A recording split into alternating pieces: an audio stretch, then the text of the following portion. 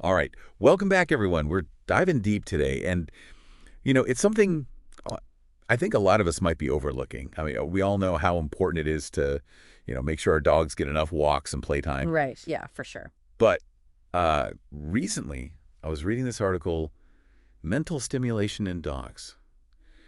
The hidden necessity. And man, it really got me thinking, like, is that enough just physical activity? Yeah, that's such a good point. It's so easy to get caught up in the physical side of things. Totally. But, this article, it really highlights just how crucial mental stimulation is, just as much as physical exercise. Yeah. For a dog's overall well-being. Okay, so let's talk about that a little bit. I mean, the article makes this comparison between, our domesticated pups and their ancestors, wolves. Right. And it's pretty mind-blowing when you think about it. It is. It's a huge difference. I mean, think about, like, a wolf in the wild, right? Yeah. They're constantly problem-solving, Yeah. They're tracking prey, navigating their territory, making decisions, within their pack, their brains. I mean, they're basically working, like, nonstop. All day long, yeah. All day long. It's like a constant mental workout for them. Right. But then you look at a lot of our dogs, our domesticated dogs, Yeah. and their lives are, I mean, they can be pretty predictable. It's like they get fed at the same time every day. They walk the same route. Not exactly a recipe for, mental agility. No, not at all. And the article actually calls this out, like this gap between the wolf's, active mind and the domestic dog's, like, routine. Right.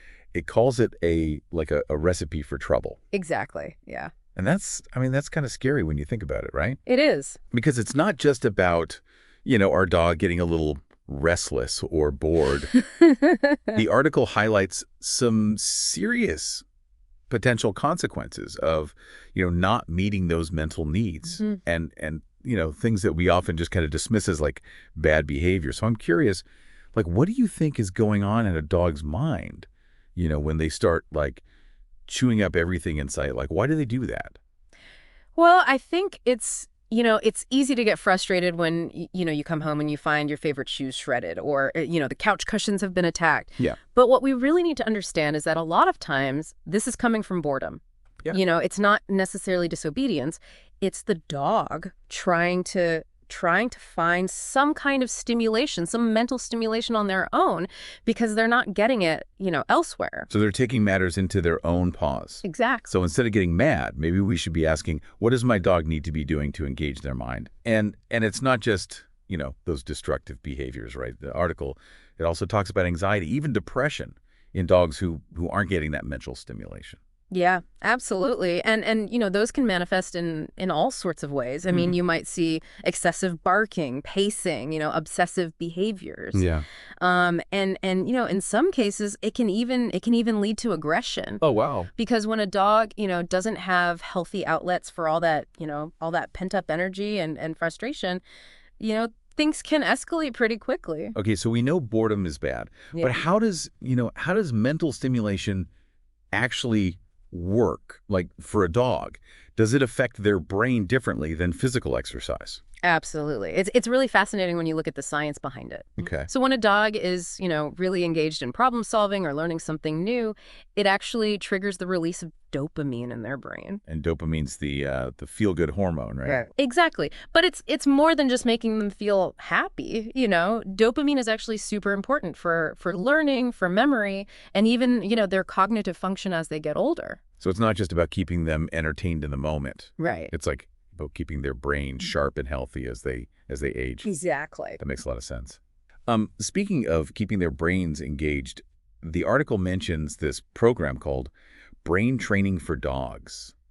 Have you heard of this? Is this like a doggy Mensa or something? It's not quite, Mensa for dogs, Yeah. but it's a really interesting program that, uses this structured training to provide dogs with, those mental challenges that they crave. So think of it as like carefully designed exercises that target different, cognitive skills. Oh, so it starts out simple and then it gradually gets more, more complex. So your dog is constantly learning and growing and being challenged. So it's not just like random tricks. It's like a whole curriculum. Exactly. Are there any downsides to something that's structured, though, or things that dog owners should watch out for? That's a great question. And I think the most important thing to remember is that every dog is an individual, right? Right. So what works really well for one dog might not be, the best fit for another. Sure. It's always crucial to kind of observe your dog's reactions and adjust accordingly. Okay. Make sure it's fun and rewarding for them. And remember, the goal is to enrich their lives, not to stress them out. Right. It should be enjoyable for both of you. I think that's a really important point. But, the article also has like some really great, like simple tips for everyday mental enrichment, like things that anyone can do. Totally. Even if they, aren't signing up for a formal program or anything. Was there anything that stood out to you in that section? Yeah, well, one of the simplest things that I thought was really cool was using puzzle feeders instead of regular bowls. Oh, yeah. So, it kind of turns mealtime into a fun challenge because the dog has to like work for their food. They have to figure out how to get the food out of the puzzle. Oh, I love that. And it really taps into their natural, foraging instincts. See, I always thought my dog was just a messy eater, but maybe she's just a frustrated forager. Maybe. That's really interesting. Another really easy one is hide and seek with treats. Oh, yeah. So you can hide, little treats around the house or in the yard. Okay. And let your dog use their amazing sense of smell, to track them down. That's great. And then, of course, those daily walks, those can be made more mentally stimulating too.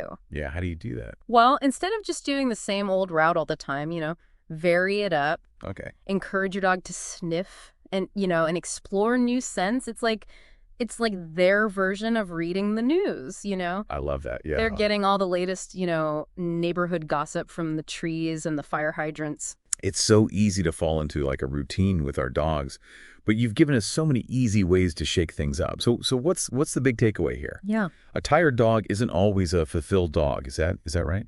Exactly.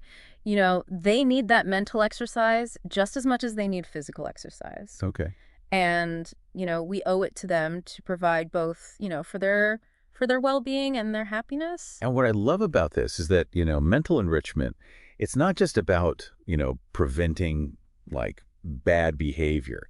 It's about unlocking their potential, Right. keeping them happy and engaged and really strengthening that incredible bond that we share with them. Absolutely. So as you're listening, think about your own dog, what kind of mental challenge, what job would really get their tail wagging? Right.